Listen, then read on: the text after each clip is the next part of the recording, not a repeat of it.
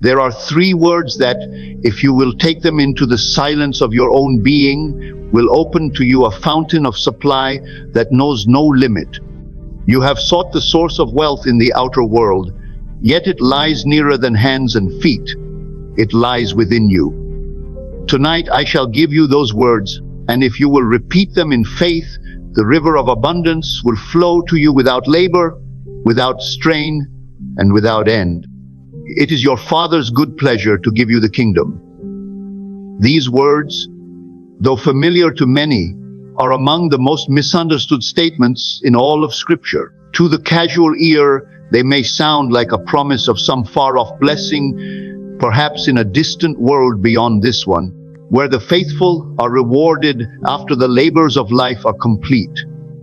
But I tell you, the kingdom is not a place to which you must travel. It is not an inheritance to be bestowed in the hereafter.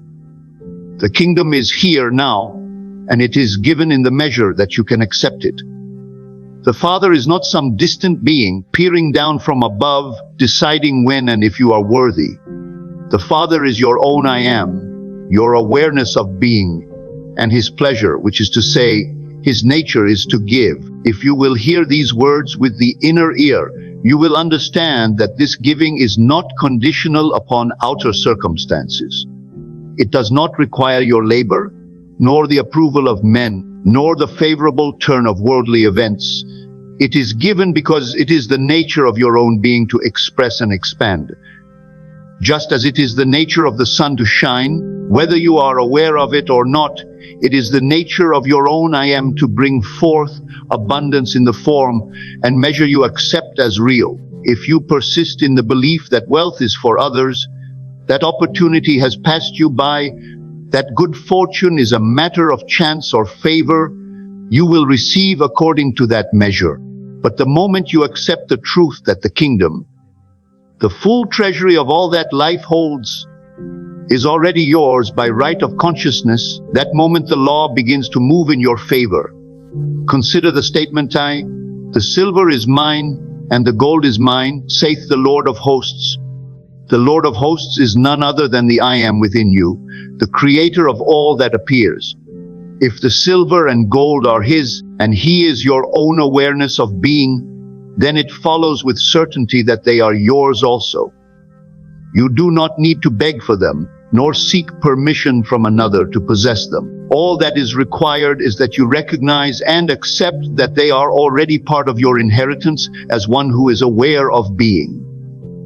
A woman once came to me in great distress. Her business was failing, her debts mounting, and her confidence shattered. She had sought loans, begged for extensions, and even considered abandoning the work she had once loved. She said, I have prayed for help, but nothing changes. I asked her, when you pray, what do you do? She answered, I ask God to send me money, to save my business, to remove my debt. I said to her, and by asking, you affirm that you do not yet have it. You call yourself poor with every request. The kingdom cannot be given to one who insists they stand outside its gates. Stop asking. Begin receiving. That night I led her to the words of the scripture, it is your Father's good pleasure to give you the kingdom. I told her, repeat it until the truth of it overwhelms you. See yourself as already in possession of the kingdom, not as one who hopes to enter it. She began to practice not as a beggar, but as an heir.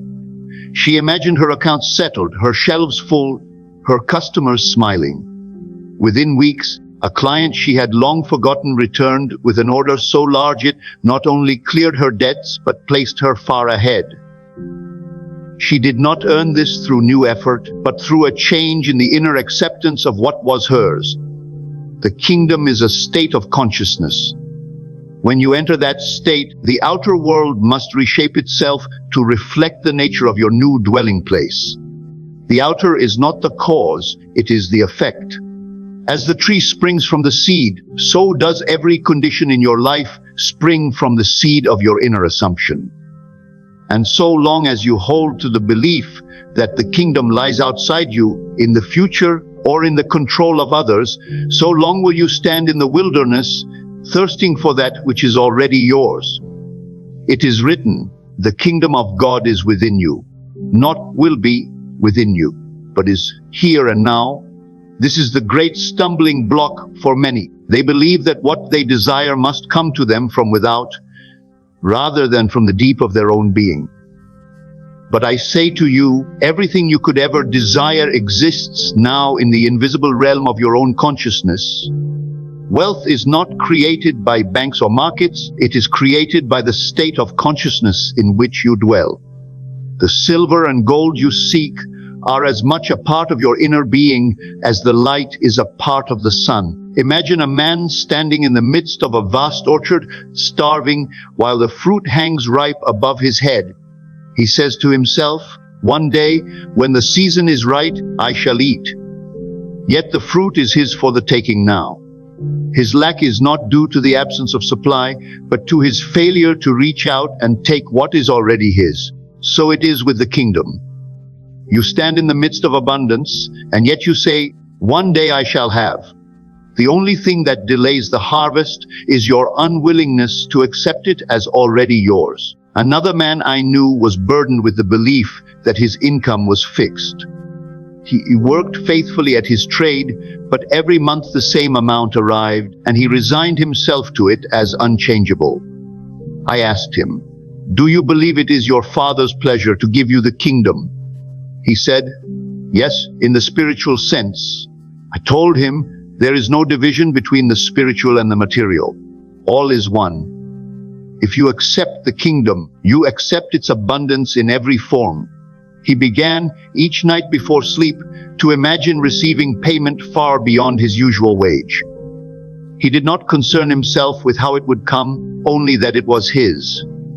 Within 2 months, he was offered a position at twice his former salary in the very company where he had believed no such opportunity existed. The outer rearranged itself to mirror the inner acceptance. You see, the Father's good pleasure is constant.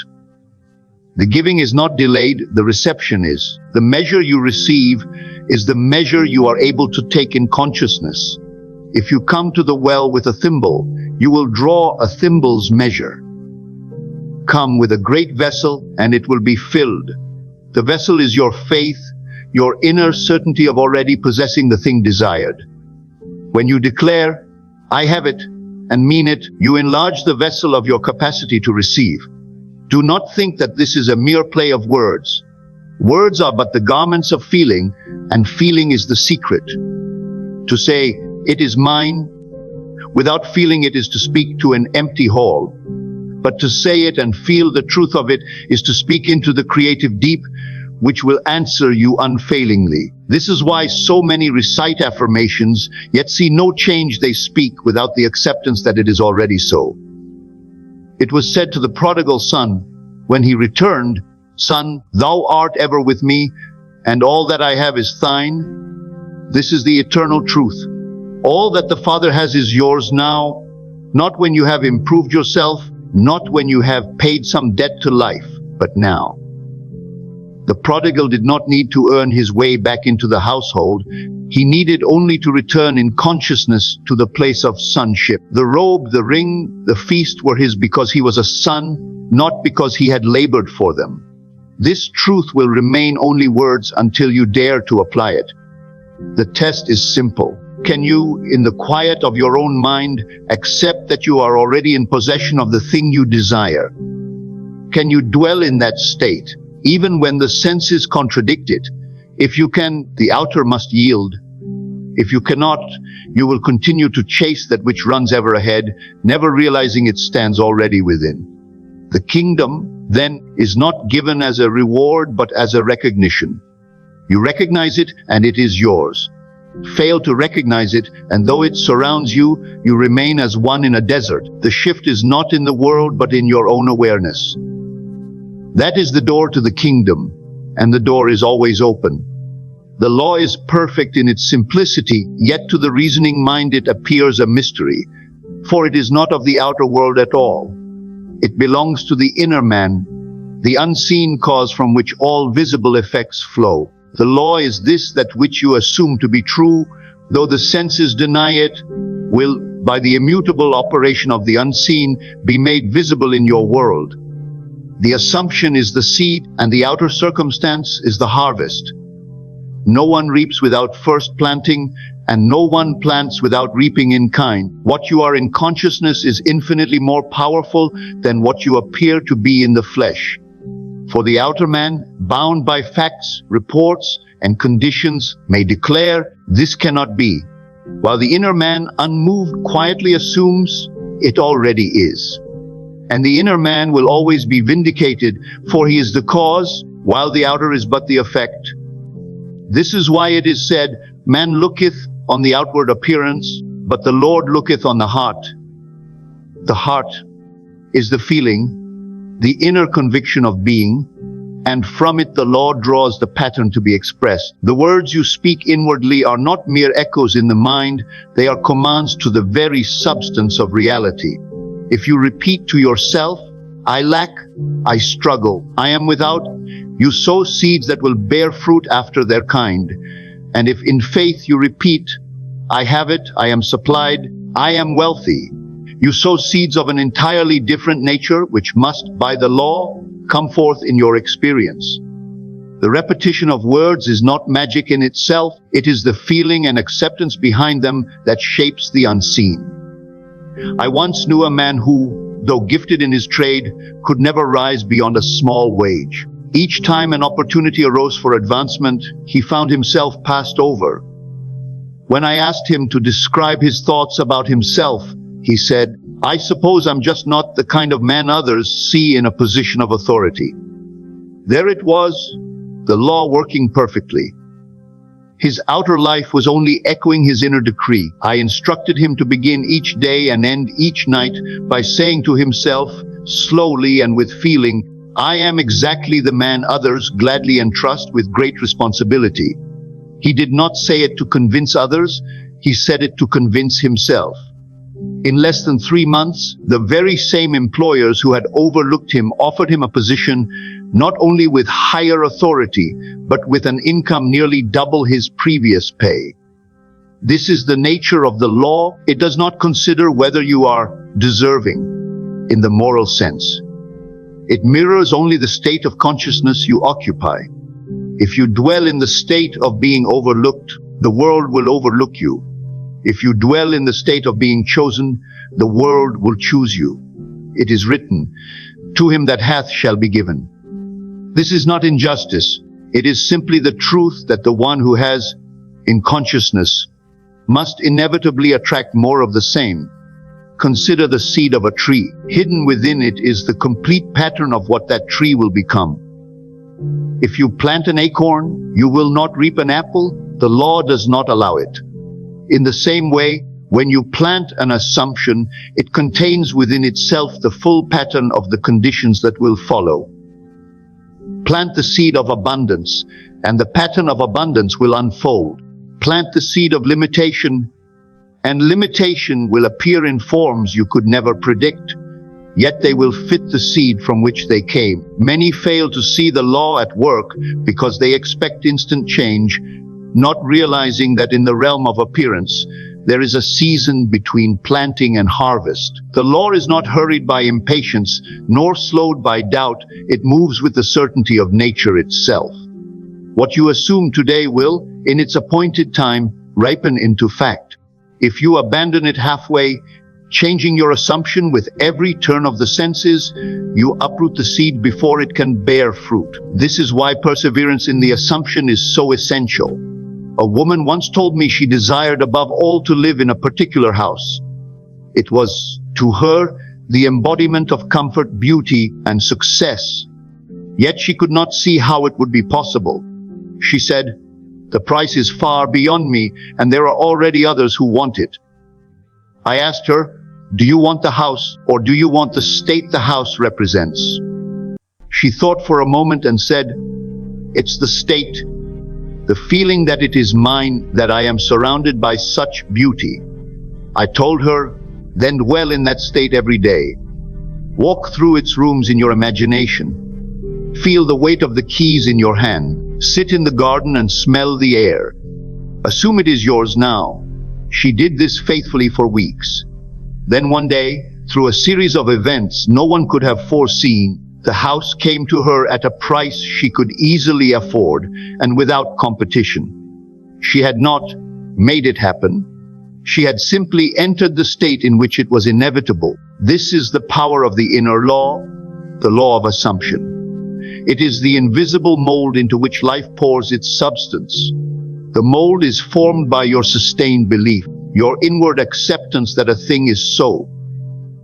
You do not need to know how the outer will arrange itself.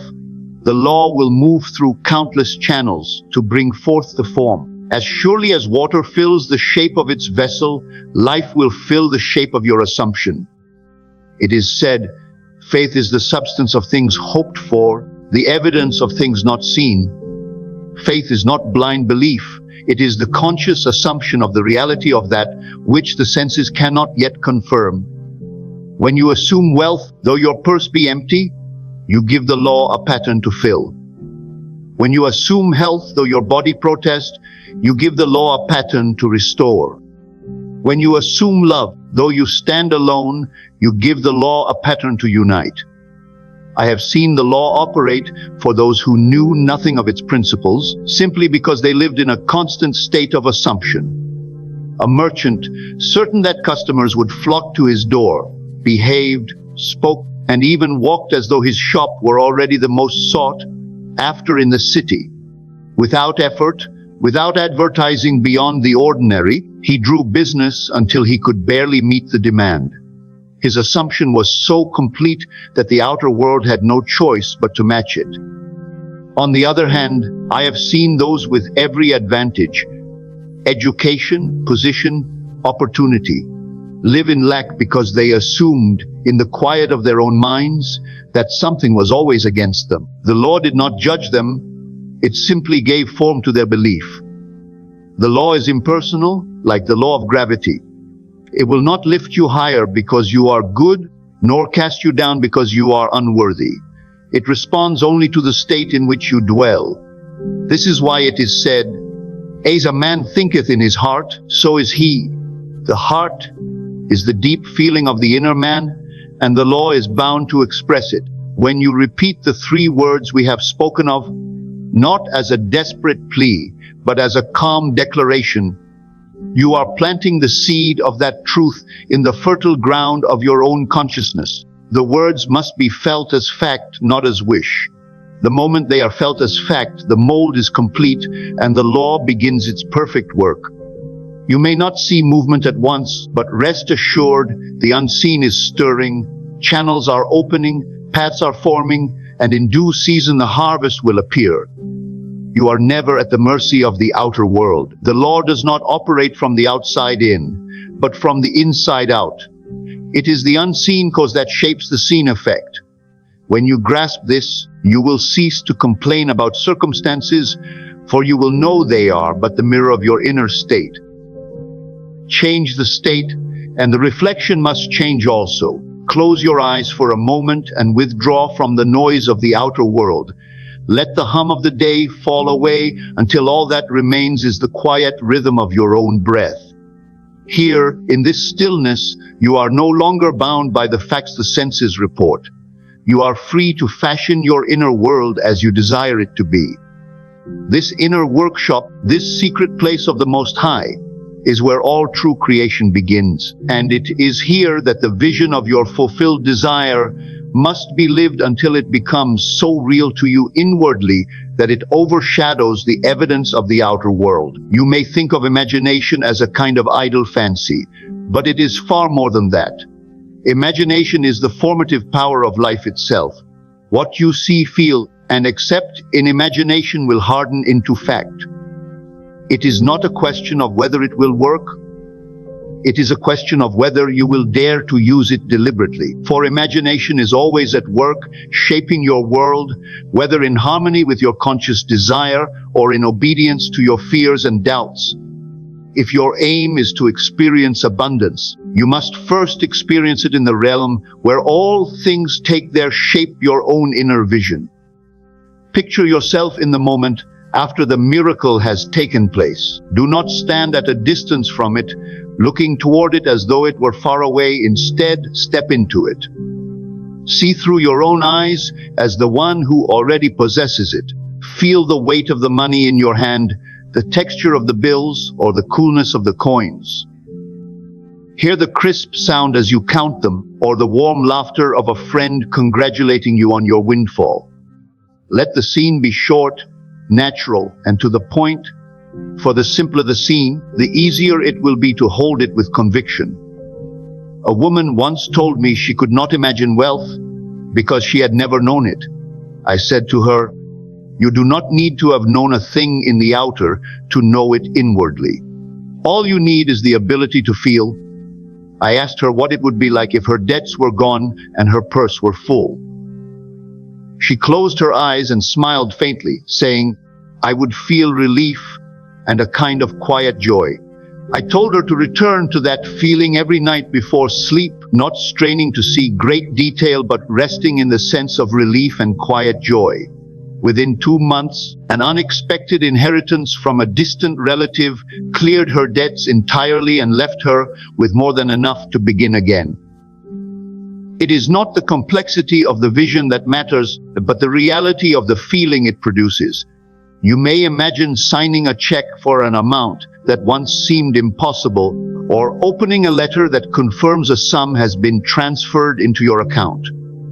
You may imagine holding a bank statement with a balance far beyond your present means. The outer form is not important, the inner reaction is everything. When your inner reaction is one of satisfaction, of gratitude, of possession, you have planted the seed of that state in the fertile ground of the subconscious.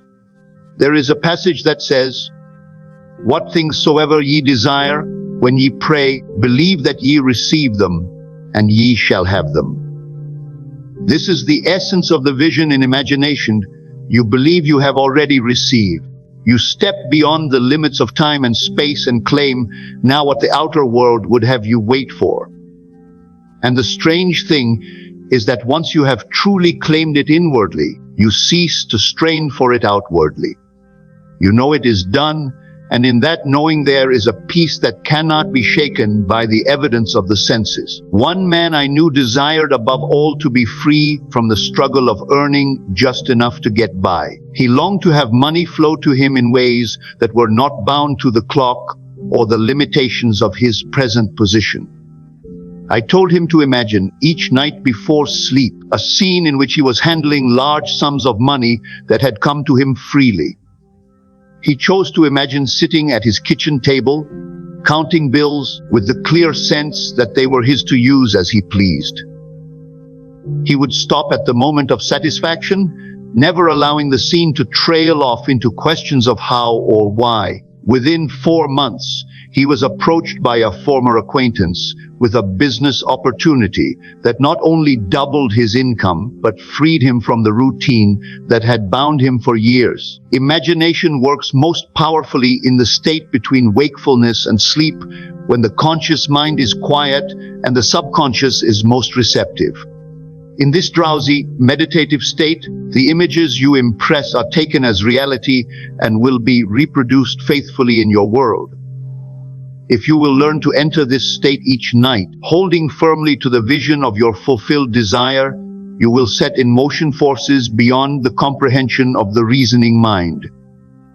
These forces will move through people, circumstances, and events to bring about the outer expression of your inner claim. Do not be concerned if at first your vision feels unreal or your mind wanders. Like any skill, it grows with practice. The key is persistence and the willingness to feel what you wish to feel, regardless of outer evidence. The world may show you lack, but in imagination you walk in plenty. The world may say it is impossible, but in imagination you live in the certainty of its reality. I recall a story of a young man who longed to attend a prestigious university, but lacked both the funds and the qualifications on paper. He was told by many that it was out of reach.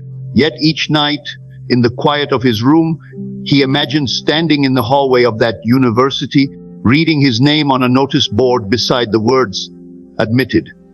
He touched the imaginary paper with his fingers and felt the thrill of success. Within months, a chain of events unfolded. A scholarship was offered, requirements were waived, and he walked through the very hallway he had visited so many times in his inner world. Your imagination is not a place of escape. It is the creative workshop in which the patterns of your life are formed. What you build there with feeling will appear here in the realm of the senses.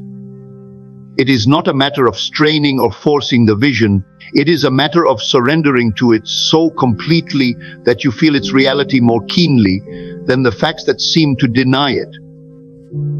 When you enter the vision of your fulfilled desire, do not come as a beggar peering through the window at a feast. Come as the honored guest, already seated at the table. Do not stand in the doorway of the house you long for. Walk into its rooms, touch its walls, gaze out of its windows. Do not imagine money as a thing far from you. Feel it in your hand, smell the ink and paper, hear the sound as you fold it. The senses of the inner man are every bit as real as those of the outer man, and when you exercise them, you awaken a reality within that will inevitably cast its shadow into the outer. Many dismiss imagination because they cannot see its workings with the physical eye. Yet every invention, every work of art, every great achievement began as a vision in someone's mind. The bridge was built first in imagination before it could span the river.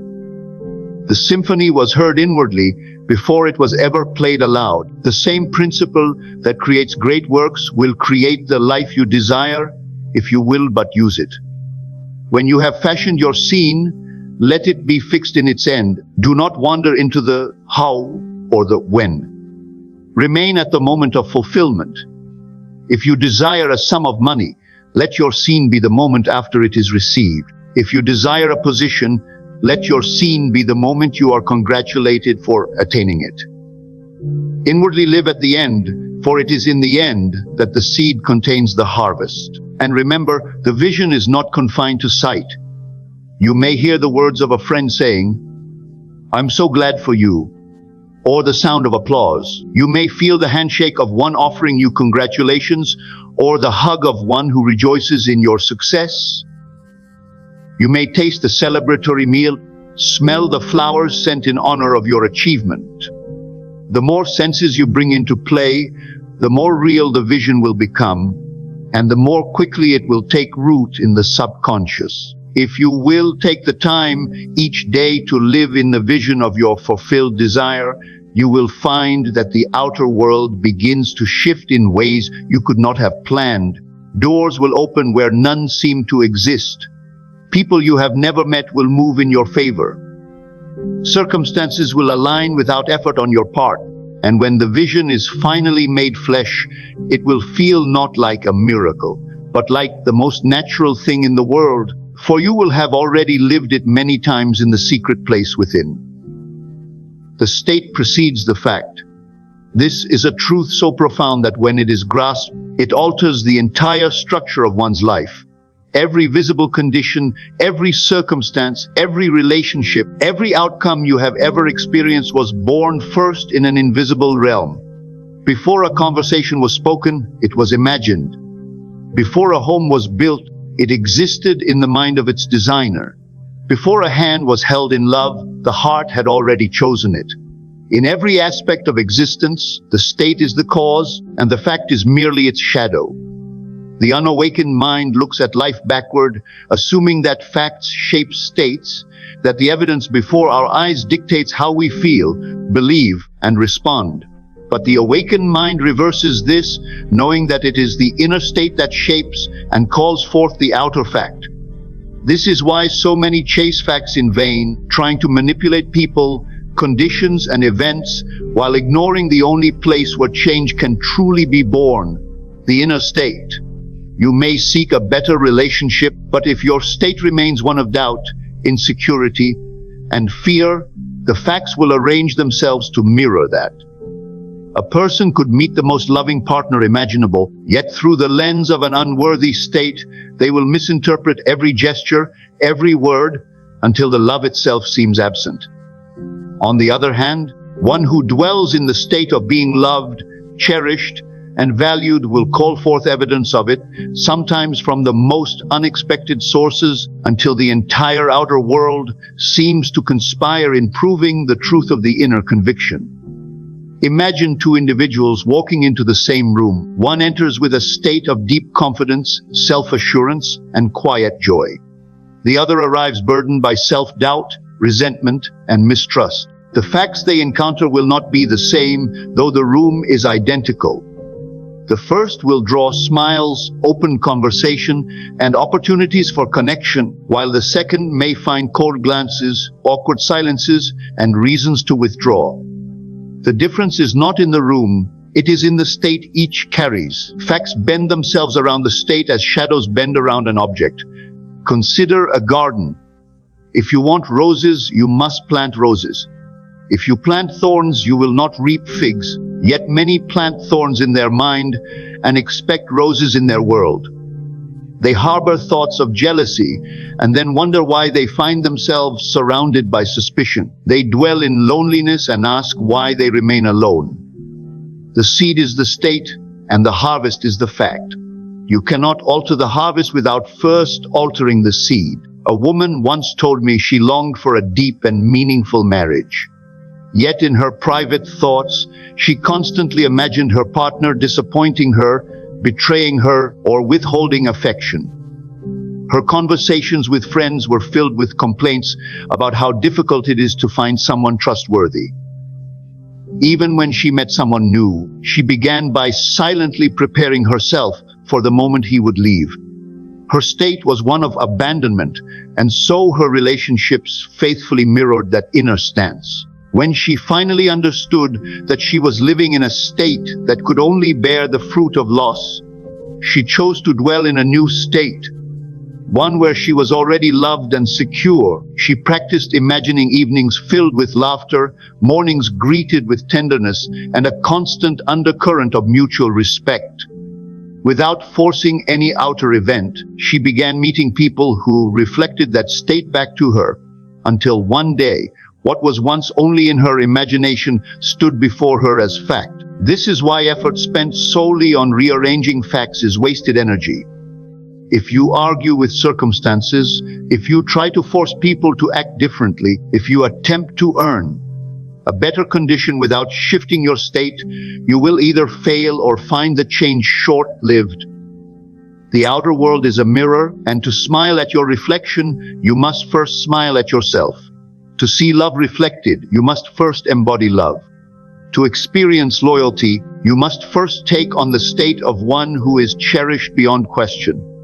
A man once approached me, frustrated that every business venture he touched seemed to fail. He was meticulous in planning, skillful in negotiation, and relentless in effort, yet success always seemed just beyond his grasp. When I asked him what he expected before beginning each new project, he confessed that he always feared it would fall apart, that he prepared for disappointment even while hoping for success. His state was one of guarded anticipation of failure. No amount of business acumen could overturn the fact that his inner seed was one of defeat.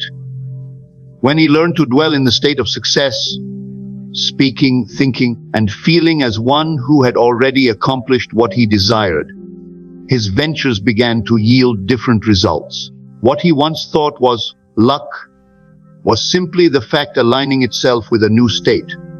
Every law of life operates with precision, and this one is no different. Just as water will always find its own level, your facts will always find the level of your state. This is why two people in the same external condition can have utterly different experiences. One may see endless possibilities, while the other sees only dead ends. One will feel blessed, while the other feels cursed. The condition is the same, the state is not. If you want to change the facts of your relationship, you must first change the state from which you relate. If you want to experience harmony, you must dwell in the state of harmony long before any outer reconciliation occurs. This may mean silencing the inner conversations that rehearse old arguments. It may require replacing the habit of expecting coldness with the conscious act of expecting warmth. It means living now as the person you would be if your relationship were already everything you desire it to be. Many resist this truth because they want the facts to change first. They say, "I will feel secure when he commits," or "I will trust her when she proves herself trustworthy." But life does not move in that direction. The state must come first. You must feel secure before the commitment arrives. You must feel trust before the proof appears. This is not to excuse harmful behavior or deny the need for wisdom in relationships. It is to recognize that the lasting transformation of your experience begins within, not without. Think of the artist who paints a masterpiece. The finished canvas is the fact, but it is born from an image in the artist's mind. The strokes of the brush are guided by a vision that existed before the first drop of paint touched the surface. The fact follows the state. If the artist changes the vision midway, the painting will reflect the change. So it is with your life. The vision you carry within, the emotional, mental, and spiritual state you inhabit, is constantly shaping the facts of your experience. One might say, but what of the facts I face now? What of the pain, the loneliness, the misunderstandings that already exist? The answer is that these, too, were born of past states. They are not punishments, but echoes. To dwell on them is to repeat them. To shift your state is to plant a new seed whose harvest will come in its season. This is why patience is necessary. You do not plant a seed in the morning and demand a tree by evening. You hold the state faithfully, knowing the fact will come as surely as spring follows winter. Let us return to the heart of the matter.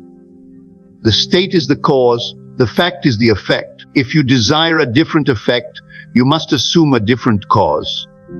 You must live inwardly as the person who already has the love, the respect, the companionship you desire. Speak inwardly to your partner as if harmony were already restored.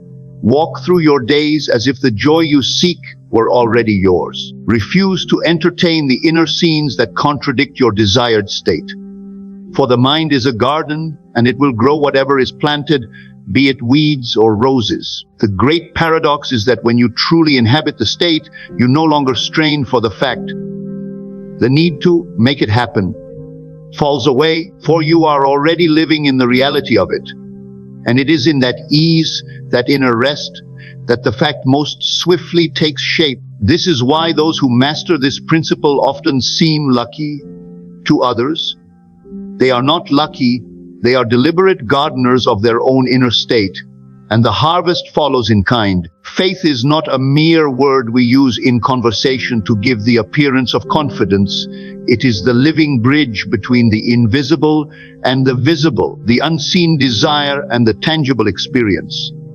When one speaks of faith in the context of relationship, it is not a passive hope that the other person will one day change or that circumstances will somehow improve. It is an active, deliberate inner stance that knows, before the senses give any proof, that the desired reality already exists in fullness. It is the unwavering conviction that love, harmony, and deep connection are not possibilities to be earned, but realities to be claimed. Faith is the act of entering into the scene of your desire, of feeling its truth so fully that no external evidence can shake you from it. In relationships, this becomes an art, the art of holding an image of the union you desire with such intensity and joy that your very being begins to radiate it into the shared space between you and the one you love. Imagine a person longing to restore affection with a partner who has grown distant. The mind is tempted to notice every cold glance, every unreturned message, every missed opportunity for closeness. Faith refuses to dwell there. Faith turns inward, crafting an invisible sanctuary where laughter still fills the room, where warmth still flows effortlessly, where the two are again as they were in the most golden of times. This inner vision is not a wistful memory, but a present reality, lived so vividly within that the outer world must eventually bow to it. Just as a seed planted in the soil must push upward toward the sun, so must the seen conform to the unseen when faith is steadfast. There is a reason so many relationships falter when challenges arise. The attention is fixed on what is wrong rather than what is true in the heart's deeper knowing. Words are exchanged about what happened and what should be different. And yet in all of this talk, the essential thing is missed, that the only lasting change begins within. You cannot, by effort or will alone, bend another's actions into harmony with your desire. But by faith, you can so transform the atmosphere of your inner world that the outer world naturally reflects it. The one who once seemed cold may become warm. The one who once turned away may seek you out, not because you demanded it, but because you became the embodiment of the connection you wish to see. Faith does not consult the clock or the calendar. It does not say, if this does not happen by next week, it will never happen. Faith rests in the timeless, knowing that what is real in consciousness is certain in experience. This is why two people can endure long seasons of separation and yet find their love renewed as if no time had passed. Because one or both held faithfully to the vision of togetherness, refusing to let the present appearance dictate the final chapter. Such love is not built on conditions. It is rooted in an inner certainty that transcends the temporary. Consider the story of a woman whose marriage was strained to the point where friends urged her to let go. She listened politely, but in her quiet moments she saw only the man she first fell in love with. His kindness, his laughter, his gentle way of speaking. She refused to dwell on the bitterness of recent months, though the temptation was great. Instead, she would sit each night and imagine them walking hand in hand, speaking with ease, sharing little jokes only they understood. Weeks turned into months, but her inner picture never wavered. Then, without warning, the shift came. One evening, he began talking about the trips they used to take, and soon they were planning another. The outer reconciliation seemed sudden, but in truth, it had been growing invisibly through her unwavering faith. Faith in relationships is not blind optimism. It is deliberate creation. It sees not with the eyes of the body, but with the eyes of the spirit. It does not require that you explain to others why you believe as you do. In fact, many will not understand. They will point to facts, to past behavior, to all the reasons your desire is unreasonable. But faith is not sustained by the approval of others. It is sustained by the quiet joy of already possessing the thing hoped for. This joy is not dependent on the other person's immediate response. It is anchored in the conviction that love, in its purest form, is already yours. One of the most powerful uses of faith is in transforming patterns that have repeated themselves in relationship after relationship. Many people carry a silent belief that they are always abandoned, always misunderstood, always taken for granted. These beliefs are themselves acts of faith. Faith in what is unwanted. They are visions held so steadily, often unconsciously, that life faithfully reproduces them.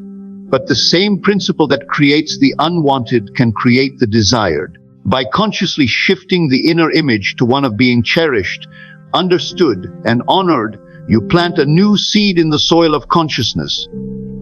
And if you hold it in faith, without digging it up every few days to see if it is growing, it must bear fruit. The great challenge is that faith often asks you to feel what you cannot yet see. In the midst of silence, you must feel heard. In the midst of absence, you must feel togetherness. In the midst of misunderstanding, you must feel harmony. This is not denial of reality, it is the choosing of a higher reality as your point of reference. It is to live from the end as if the desired state were already accomplished. This, as if living is not pretending, it is aligning your entire being with the truth you wish to manifest.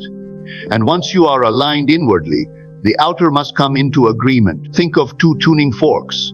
Strike one, and the other will begin to vibrate with the same note if it is tuned to match.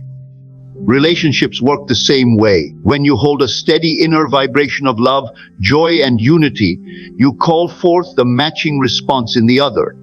They may be far from you in body, but the resonance is set. It will draw them or draw the right circumstances into your experience without strain. There is an old saying that faith without works is dead, but the greatest work of faith is not outward action, it is inner constancy.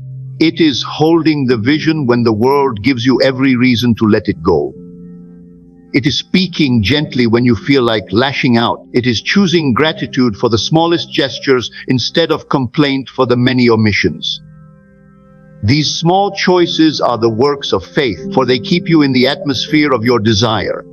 And in that atmosphere, the transformation you seek becomes inevitable. The act of faith is, in the end, an act of love, love for the other, love for the relationship, and love for yourself. It is the decision to see beyond the fleeting and hold fast to the eternal. It is to believe that what you desire is already given, already complete, and that your only task is to live in joyful expectation of its full expression. This expectation is not anxious or demanding, it is serene, confident, and unshakable.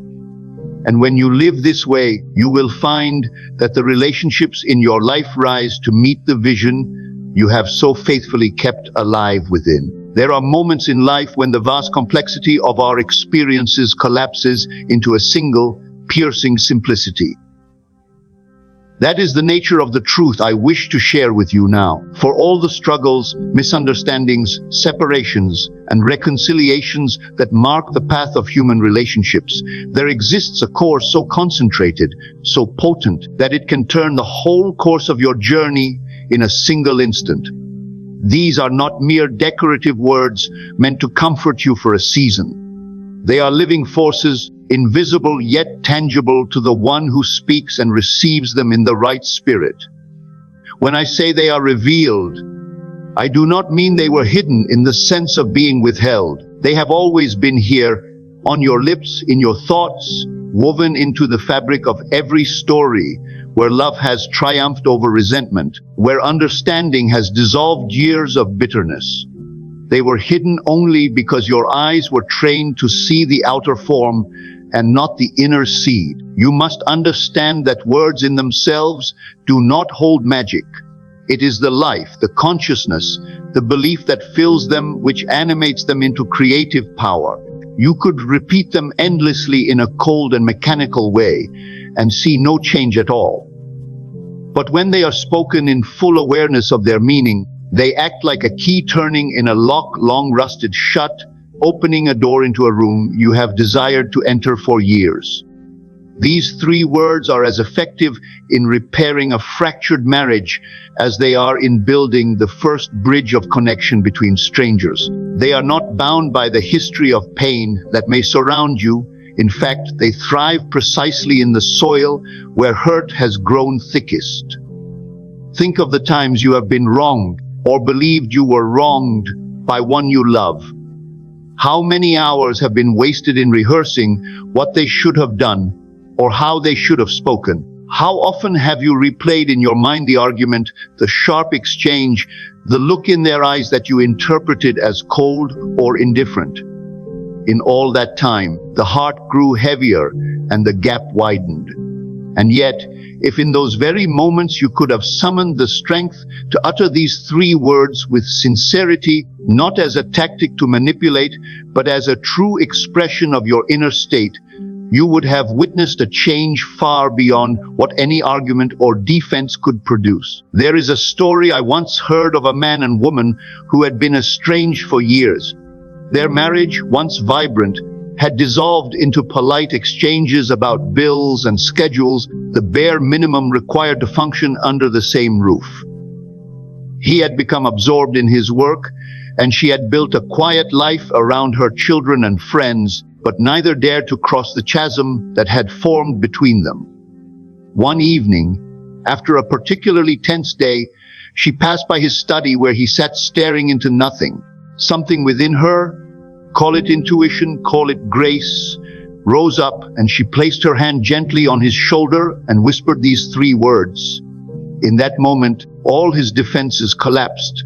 The years of silence and misunderstanding melted in the warmth of a single, unguarded gesture.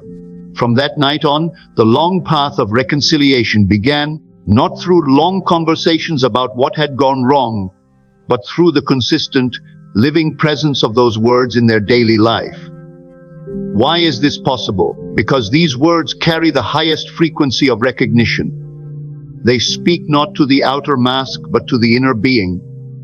They bypass the intellect, which so often clings to its judgments, and go straight to the core of the heart. When heard in the right spirit, they awaken the sleeping bond, even if that bond has been buried under years of neglect. They remind the listener of who they truly are to you and who you truly are to them. They stir memory, not of the pain, but of the connection that existed before the pain had any place. And here is the truth that many resist: you do not have to wait for the other person to deserve these words. In fact, they are most powerful when they appear least deserved. For if you only speak them when conditions are favorable, when you feel the other has met your expectations, then you are not speaking from power, but from barter. You are trading affection for performance, and that is not the nature of creative love. Creative love gives without conditions, because it knows that in giving it multiplies itself. The more freely you release these words, the more firmly they root themselves in the soil of your relationship. This is not weakness. It is not submission to mistreatment. It is, rather, the most astonishing form of strength. For to look directly at the one who has wounded you and still speak life into them demands a courage far greater than the courage required to defend your pride. Pride may win arguments, but it loses hearts. These words win hearts because they invite the other into a shared space where healing can happen without the endless need to prove who was right. You may wonder if such simplicity can stand against the complexity of real life conflicts. Let me assure you, it can. The complexity is in the story you have built around the hurt, the layers of meaning you have assigned to their actions, the interpretations, the comparisons to others. All of these form a web in which you have entangled yourself. The three words cut through the web, not by analyzing every strand, but by disregarding the web altogether. They take you back to the seed from which the relationship began. They do not try to untangle the past. They plant a new seed in the present from which a different future can grow. Consider how a single drop of dye will spread through clear water. It does not ask the water for permission. It does not examine whether the water is clean enough to receive it. It simply enters, and in entering, changes the whole. Your words act in the same way. When they are released without calculation, they permeate the atmosphere of your relationship until even the air between you feels different. You find that your tone softens, your eyes meet more easily, and small gestures of kindness begin to replace the old reflexes of suspicion or defensiveness. There is also a mystery in the timing of these words. Sometimes they are best spoken in the quiet after an argument, when both have retreated to their corners. Other times they burst forth in the middle of ordinary life. A morning over coffee, a moment in the car, a shared glance across a crowded room. You will feel it when the moment is right, and when you do not hesitate. Do not let the mind step in to argue that it will be awkward, or that the other will not respond in kind. The power lies in the speaking, not in the immediate reaction. Even if they seem unmoved, the words will work within them. Like seeds under the soil, unseen at first, they will push upward toward the light. Let me tell you something you may not have considered. When you speak these words sincerely, you are not only changing the other person, you are changing yourself. You are aligning your own inner state with the reality you desire, instead of with the reality you fear. You are affirming in the most intimate way possible that love is your choice, not merely your response. And when love becomes your choice, independent of circumstances, you find yourself living in a world that reflects that choice back to you in 100 unexpected ways. I have watched friendships healed in an instant, parents and children reunited after decades of estrangement, even business partners renew their trust. All because one person had the courage to reveal these words. And yet, the greatest miracle is not in the outward reconciliation, but in the inner transformation that takes place when you learn to live by them. For once you have spoken them in truth, you cannot go back to the smallness of guarded affection. You have tasted the freedom of a heart unafraid to express itself, and that freedom changes every relationship you touch. It is here that many falter, thinking that to keep speaking them is to make themselves vulnerable to being taken for granted. But the opposite is true. Consistency in love is the foundation of respect. When you speak them once and then retreat into silence until conditions are favorable again, you make the other unsure of your foundation. But when you let these words become as natural to you as breathing, you create a climate in which trust flourishes. And in such a climate, even those who have been hardened by years of disappointment begin to relax their defenses. Now, you may already be guessing the words. Perhaps you think them too simple to warrant all this attention. But remember, it is not the arrangement of letters that holds the power. It is the spirit in which they are given. These words have been used in every language, across every culture, since the beginning of time, and they will continue to be spoken long after we are gone, because they belong to the eternal language of the heart. They are the recognition of another's worth, the bridge over every chasm, the light that enters even the darkest corners of human connection. When you speak them, speak slowly. Let them carry the weight of your full awareness. Do not toss them casually into the air as a habit stripped of meaning. Look into the eyes of the one before you and let your tone, your posture, your presence declare that you mean every syllable. In that moment, you are not merely exchanging sounds. You are shaping reality. You are telling the universe itself that this bond matters to you, that you choose connection over separation, that you will not allow the winds of misunderstanding to uproot what you have planted. And so, when the moment comes, and it will, open your mouth, let your heart speak, and watch what unfolds. There comes a moment in every unfolding of desire when the visible world seems to hesitate, as though standing at the threshold of a great unveiling. It is the moment when the outer signs have not yet fully conspired to present themselves, yet within there is an unshakable stillness, a quiet knowing that what you have embraced in the secret chambers of the mind has already been born. This is not the noisy triumph of worldly victory, nor the fanfare of an accomplishment paraded before others. It is a private, mystical seal impressed upon the heart. In this space, the senses may still present facts to the contrary, but the inner eye beholds only completion. This is the true closing, not an ending, but the silent recognition that all is finished from the beginning. One may speak to a friend, or walk the familiar streets, or sit in solitude by a window with the afternoon light filtering through, and yet feel that strange, divine assurance that nothing more need be done. Words become fewer, effort subsides, and there is the peculiar sense of having stepped out of time, resting in an eternal present where the desired state is already yours. Consider the sculptor who, after weeks of chiseling and shaping, one day lays down the tools. No one else might see it, but in the artist's mind the statue is complete. The remaining touches may be mere polish, but the essential form exists in all its glory. This inner dismissal of further labor is what precedes the visible manifestation in the outer world. The mystical closing is the soul's way of signing the finished work before the paint has dried or the curtain has been drawn back. To understand this, you must see beyond the crude sequence of cause and effect that the world parades before your senses. In truth, the cause is always the imaginal act, the acceptance of a state as present reality.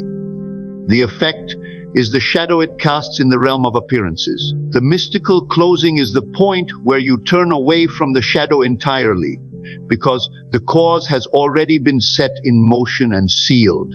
I recall once speaking with a man whose life had been a ceaseless striving toward a business triumph. He read every book, attended every lecture, studied the habits of so-called successful men, and still found himself circling the same ground. One evening, weary of the endless effort, he sat quietly and began to imagine, not as a student studying, nor as a struggler hoping, but as one who already lived the result. He did not conjure a future scene. He sat in the feeling that the victory was behind him, the journey complete. He smiled at the thought of colleagues congratulating him, but in his mind it was not happening in the future. It was memory. The days that followed were remarkable, not for some grand event, but for a shift in his demeanor. He no longer scoured newspapers for opportunities, no longer measured himself against others, no longer schemed for advantage. When asked about his plans, he would speak with a calm certainty, as though they were already fulfilled. Within a few weeks, the external event arrived, a merger that elevated his position and wealth beyond what he had previously grasped. But he received it with the same serenity with which he had imagined it. That is the mystical closing, the quiet locking of the inner door, after which the outer must rearrange itself to match. This state is not born of resignation, but of conviction. Resignation says, I can do no more, it is out of my hands. Conviction says, it is already done, my work was to accept it. One springs from despair, the other from faith. If you have ever loved deeply, you will understand this feeling. When you know the heart of another belongs to you, there is no restless questioning, no anxious watch for signs. The bond is felt, and in that feeling there is rest. Scripture speaks of this when it says, before they call, I will answer, and while they are yet speaking, I will hear.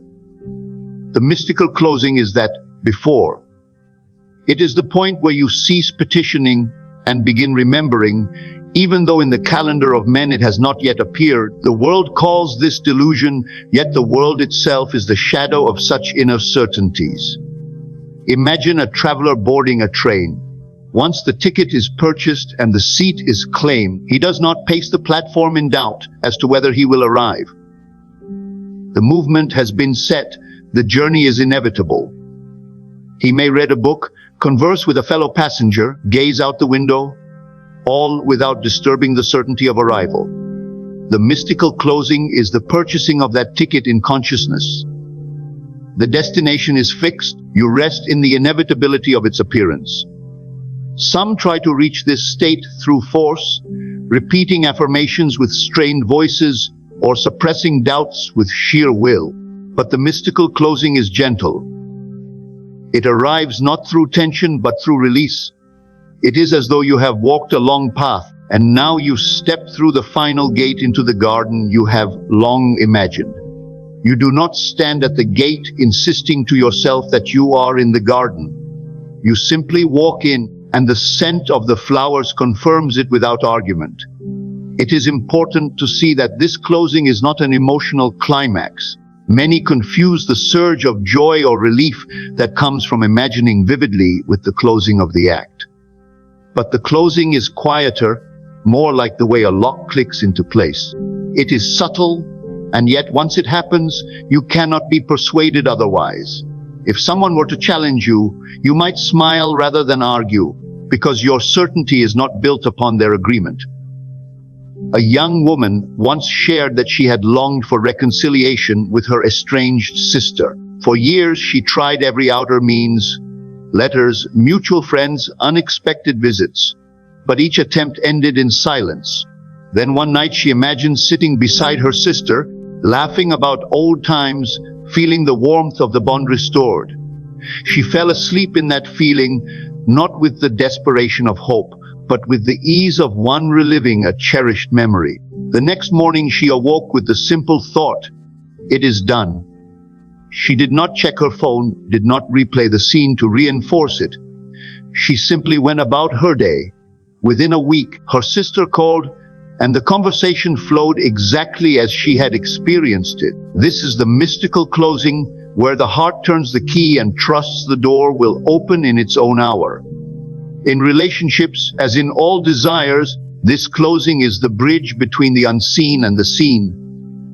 If you are longing for love, you may imagine countless scenarios, but until you close the act in consciousness, you remain in the role of seeker. The moment you feel yourself already loved, already chosen, already secure in that affection, the search ends within, and then, inevitably, it ends without.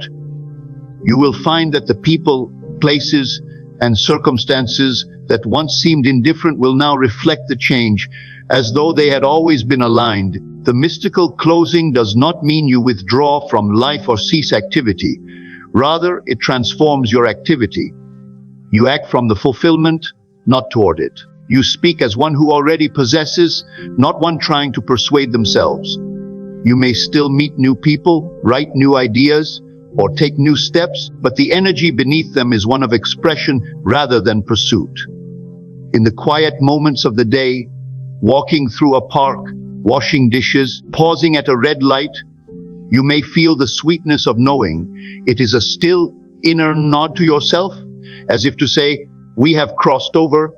No one else may know it has happened, but you will carry it in your countenance, in the softness of your speech, in the ease of your manner. If you have never tasted this, you may wonder how you will know when you have reached it. You will know because the question will no longer arise. The constant measuring, the anxious waiting, the restless mental checking, these dissolve. It is not that you no longer care, but that caring has been replaced with possessing. The lover who holds the hand of the beloved does not ask, "Do you love me?" Every moment, the answer is in the touch itself. There is great freedom in this, for once you have closed the act in consciousness, you are free to live without the strain of making it happen. You will still be guided to take certain steps, meet certain people, speak certain words, but these will feel natural, even inevitable. They will not carry the weight of effort, for they are the unfolding of what is already true in the inner world. Thus, the mystical closing is the silent amen of the soul. It is the point at which you cease looking forward or backward and simply abide.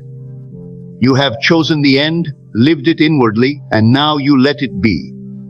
The river of life, which seemed so resistant before, now carries you with ease, for you are no longer paddling against its current. Then let it be understood that nothing in your world changes until the change takes place within you.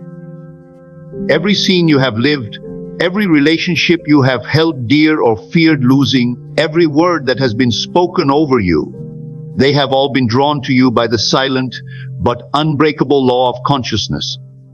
You are not a victim of chance, nor are you at the mercy of another's will. The world, in all its vast complexity, is but a mirror faithfully reflecting the tone, the belief, and the expectation you carry in the secret places of the heart. If you desire harmony, you must see it before it is heard. If you seek love, you must feel its warmth before any hand reaches for yours. If abundance is your aim, you must know yourself as already possessing it, so that no empty moment can persuade you otherwise. Life does not give because you plead, it yields because you have accepted.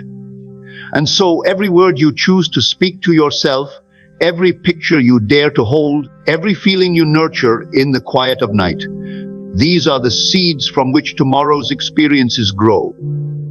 Plant them with care, water them with faith, and never look anxiously for the harvest, for it comes in its appointed hour, quietly, as though it had been there all along. The kingdom you seek is not across the sea or locked in another's heart.